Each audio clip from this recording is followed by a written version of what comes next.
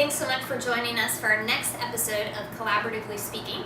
Today we're speaking with Rob Spiro. He's the founder and CEO of a company called Good Eggs.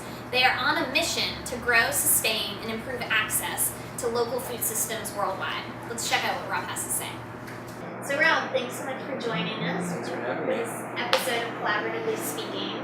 So excited to chat with you about what you're up to with Good Eggs, but I actually want to start with, you're not a Bay Area native. Can you tell me a little bit about how you found your way out here to the Valley? Yeah, so I'm from the East Coast. I went to school out there, and then actually after college, I had a buddy who inherited his family farm. And there's this neat dynamic going on across the country where there's a younger generation inheriting family farms or wanting to start farming. And the story of small farming in America is that it's become increasingly less viable as a profession because you really need to be producing at a bigger scale to make the business work with those kind of margins. But what's happening is that smaller farms are trying to sell direct to consumers, set up shop at farmers markets, set up CSA subscription programs, get a higher portion of the retail dollar, and it's this movement that's happening. And so my friend went to his family farm. He recruited a few friends to come with him, including me. Wow. And we tried to turn the farm around and really make it work as a small business. He's amazing. still doing it years later. Now, did you always have a green thumb growing up, or is this something that was completely new to you? This was totally new. Okay. Learning on the job, and in many cases not really learning on the job. But so much fun, really hard hard work. Yeah. And we find when the people we talk to who are going into this profession are so dedicated to it, and they end up really working from sunrise to way past sunset. It's amazing. Yeah. So how do you go from working 16-hour days on a farm into founding a tech startup in Silicon Valley? Yeah. So this is actually something that I probably was more likely path for me coming out of school is to come work in technology. And the time farming, just that one season, was a little bit of a detour. But I came out here, I had some friends who were working in the tech industry. This was a couple of years ago. We started a company called Aardvark. Grew it for a few years, sold it to Google in 2010, and then I was at Google for a while. And then we said, okay, cool, let's do another startup. This time, let's do something that has a social mission that we really believe in. Now, what was cool about the Good Eggs mission, we articulated it to grow and sustain local food systems worldwide. Okay. But what was cool about this to us was there's something we really believed in, it was something we wanted to see happen in the world, and it seemed like a really great opportunity for technology to help.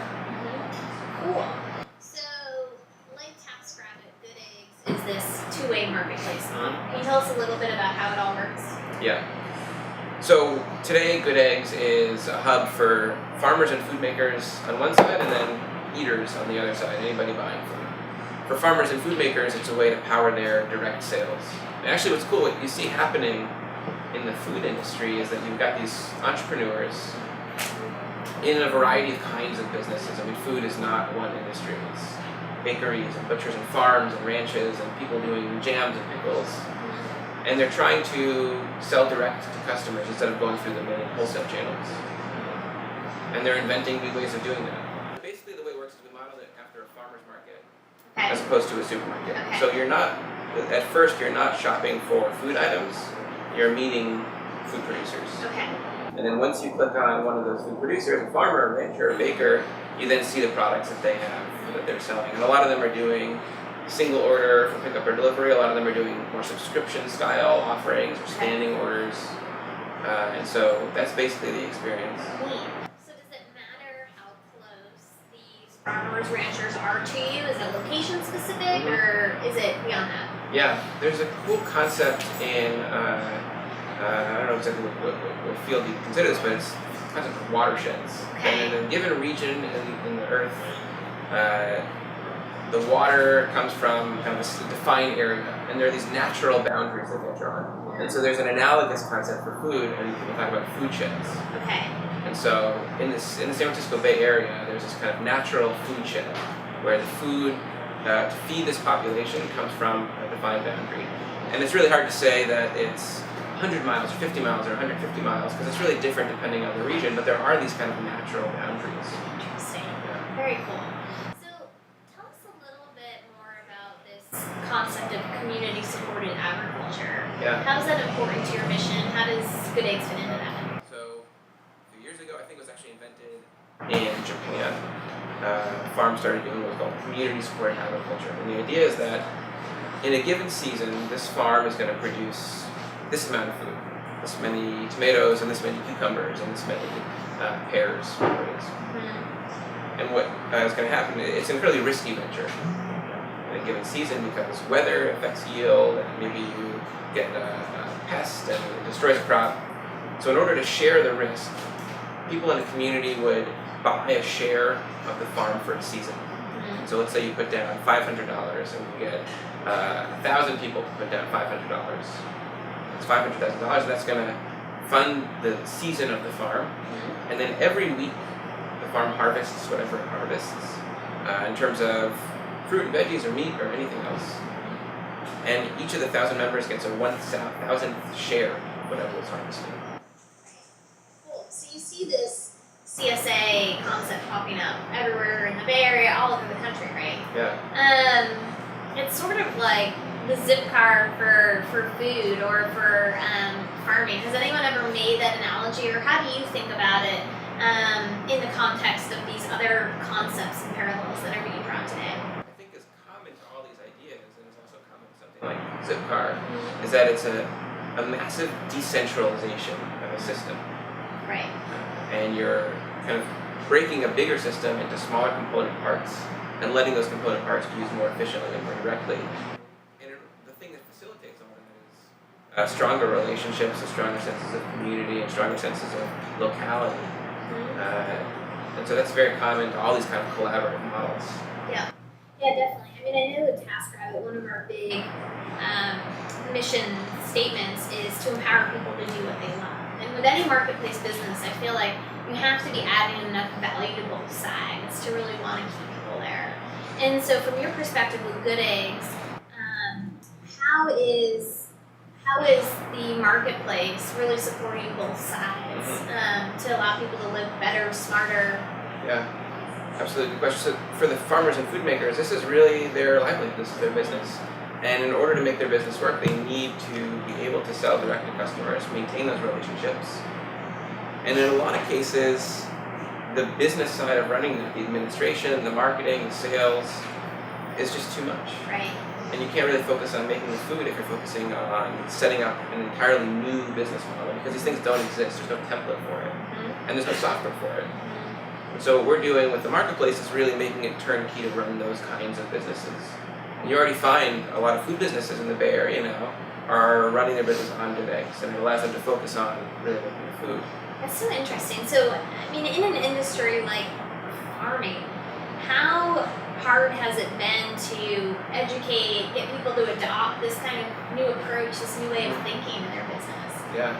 At this point, it's too early to tell what it looks like to really get massive adoption. And right now we're focusing on the Bay Area in order to really hone the model and test and evolve. But with the folks that we're working with now, everyone has been so receptive to this idea that, hey, we want to help. We've got this skill set that's totally complementary to your skill set of making great food. Right. So let's work together. Yeah, makes a lot of sense. What's driving their traction? What's the big value add for them? Yeah, so what's interesting about local food is that it's really, there's a lifestyle around it. A lifestyle around valuing fresh food that comes direct from food makers that you know and trust. We did a lot of research early on in the Good Eggs process before we had a real articulation of what the product was going to be.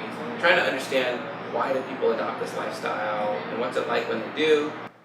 And there's kind of a conversion moment for a lot of people. We found a few very common conversion moments. Okay. One was, I'm having a new kid. Huh. I got pregnant.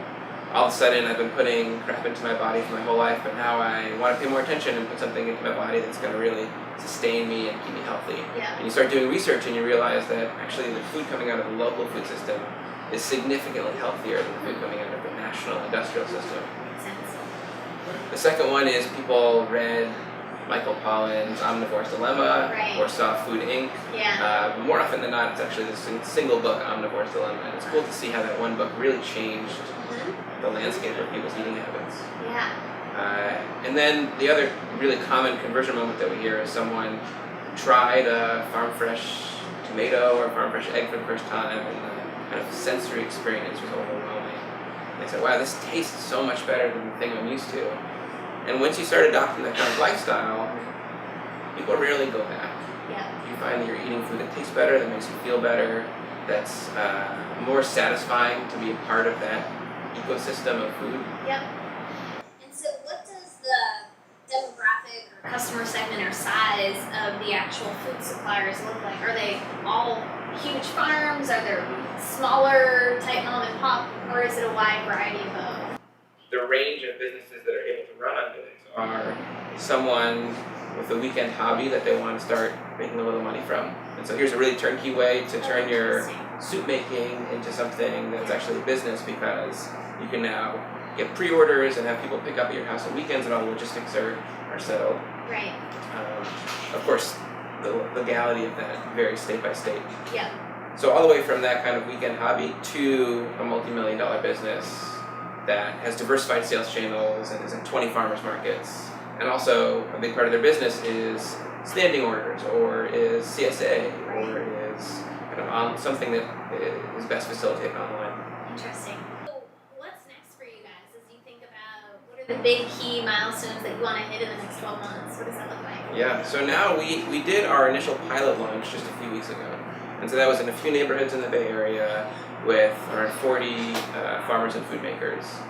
And at this point, we're kind of racing to keep up with the demand that generated. We've got a lot of food businesses that want to run on Good Eggs, and we're onboarding them as fast as we can. Meanwhile, we're expanding neighborhoods in San Francisco and the Bay Area. Hopefully, we'll have full Bay Area coverage by this fall. That's exciting. Yeah. Wow, that's really, really fast. And then in parallel, we're learning so much as we see people use this, as we see the use cases that are really working, people using it for midweek dinner because they ran out of their weekend groceries, or people using it to cater events. Or people just using it to find specialty items that they can't find anywhere else, like great grass-fed beef or gluten-free baked goods, the kinds of things that entrepreneurs in the food industry are needing but aren't yet available mainstream. Thanks, Rob, for joining us. This is a lot of fun. I loved hearing about Good Eggs, and I think everyone's really going to enjoy everything we learned about your company. Thanks so much for the conversation. I appreciate it.